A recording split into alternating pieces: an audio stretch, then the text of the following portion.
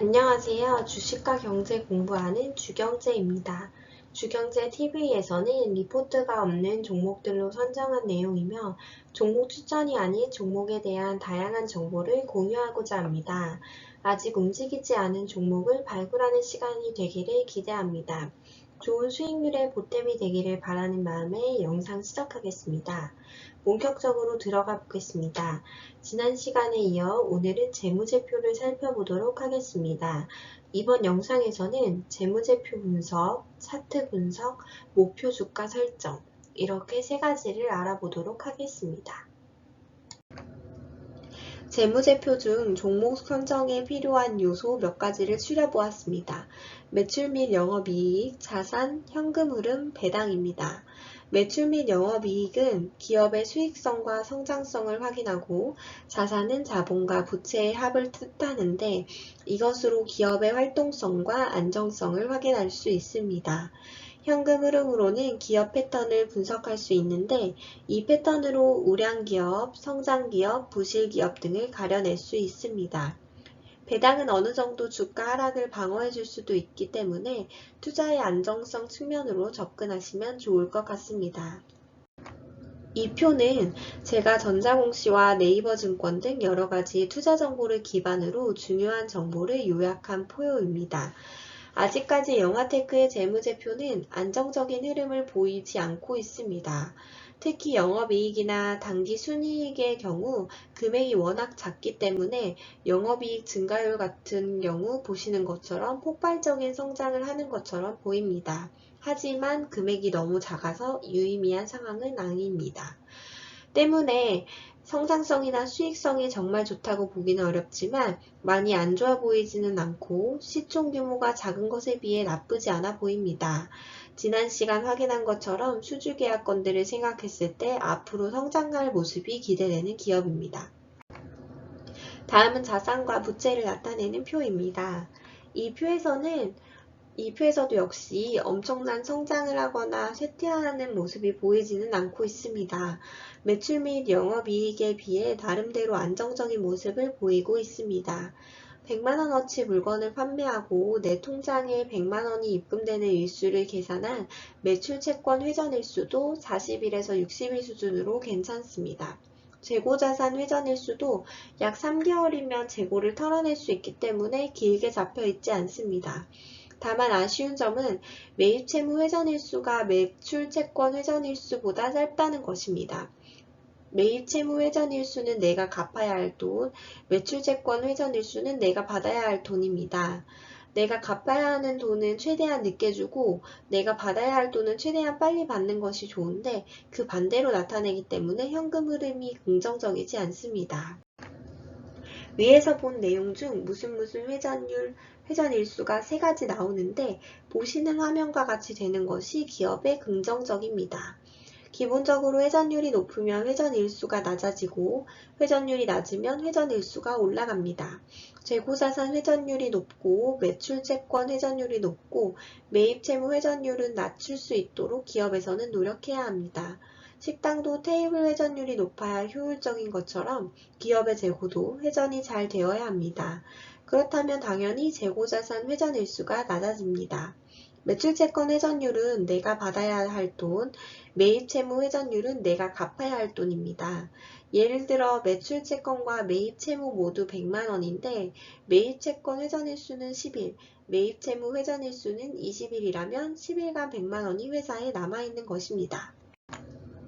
이번에는 안정성과 수익성을 볼 수 있는 지표입니다. 보시는 것처럼 유동 비율과 당좌 비율이 매우 높습니다. 부채 비율은 아직 낮게 잡혀 있지만 조금씩 상승하는 모습이 아쉽습니다.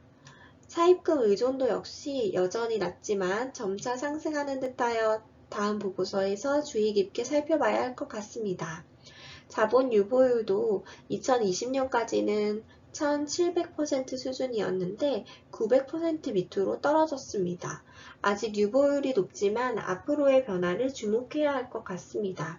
부채를 늘려가며 성장이 눈에 보인다면 긍정적이지만 본업이 잘 안 돼서 부채가 늘어나는 것이라면 주의해야 합니다. 수주 계약상으로는 매출 성장을 위한 투자일 것으로 보여지지만 아직은 주의가 필요할 것 같습니다. 이번에는 현금 흐름 및 배당입니다. 현금 흐름은 아직 매출이나 영업이익 규모가 매우 작아서 들쭉날쭉한 모습입니다. 아래 분류표에 의하면 그래도 성장기업 방향에 더 맞아 보이긴 하지만 분기 단위로 보면 너무 다양한 모습으로 현금 흐름이 나타내기 때문에 기업을 현금 흐름에 따라 분류하기에는 어려움이 있습니다. 현금 흐름의 패턴이 자리 잡히기까지는 시간이 더 필요할 것 같습니다. 배당은 0.2에서 0.5% 수준으로 투자할 때는 배당이 없는 기업이라고 생각하며 투자해야 할 것 같습니다. 이제 차트입니다. 2019년부터 현재까지의 일봉 차트입니다. 2020년 3월 코로나 저점 이후 2021년 9월 15일 24,800원으로 10배가 상승했던 종목입니다. 코로나 저점 이후에 조정받은 저점은 2021년 5월 4일 9,050원이며 최근 급락하며 2022년 9월 30일 기준 9,550원까지 하락했습니다. 일봉 차트로 볼 때 영화테크는 너무 급하게 상승했고 상승폭도 10배 수준이기 때문에 지금도 들어가기 부담되는 종목입니다. 만약 지금 시점을 기준으로 매물벽을 확인해보면 9월 급락하며 RSI 지표가 25 이하로 떨어졌으며 기술적 단기 반등은 어느 정도 나올 수 있는 구간이라고 생각합니다. 단기 반등을 하더라도 11,800원 수준에서 1차 매물벽이 있는 것으로 보입니다. 하지만 11,800원 수준의 매물벽은 물량이 많지 않아 크게 뚫어낼 수도 있습니다. 다만 11,800원에서 13,500원 사이의 매물이 많아서 그 다음으로 올라가기는 시간이 많이 필요할 것 같습니다. 2017년 상장 이후 지금까지의 월봉입니다. 상장 직후 지속적으로 하락하며 코로나 저점까지 왔고 코로나 이후 급등하며 10배까지 상승했습니다. 2018년 하반기부터 코로나 저점까지는 시가총액 약 300억 수준으로 저평가되었다고 보입니다. 이후 테슬라 주가가 날아가고 전기차 관련 테마가 급등할 때 영화테크 역시 정션박스의 시장 확대 전망에 힘입어 함께 급등한 것으로 보입니다. 영화테크는 최근 9월 급락했지만 여전히 PER 40배 수준으로 비싸다고 생각됩니다. 하단의 PER 밴드 차트를 보더라도 높게 측정되어 있습니다. 영화테크의 재무제표가 엄청 탄탄하지 않음에도 이렇게 PER을 높게 준다는 것은 전기차 관련주로 시장에서 멀티플을 높게 준 것 같습니다. 하지만 실적은 아직 그 정도는 아니라고 생각합니다. 현재 PER 40배 수준, PBR 1.92배, RSI가 25 이하인 것을 감안하면 단기 기술적 반등 외에는 기업을 보고 장기 투자하기 아직 이르다는 생각이 듭니다. 때문에 매수 시점은 시가총액 약 800에서 900억 수준으로 주가를 기준으로 한다면 8,000원부터 분할 매수하는 것이 안정적이라고 생각됩니다. 이유는 수주계약 기준 2023년 매출이 약 576억, 2024년 801억까지 매출 성장이 기대되기 때문입니다. 주가가 8,000원 밑으로 떨어지면서 분할 매수를 시작한다면 그때부터는 2년 이상 장기 투자를 계획하며 고려해 볼 만한 종목이라고 생각됩니다. 끝까지 시청해 주셔서 감사합니다.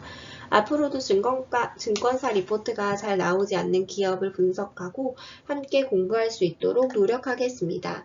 궁금한 기업의 정보 댓글 남겨주신다면 참고하여 기업 선정하겠습니다. 감사합니다.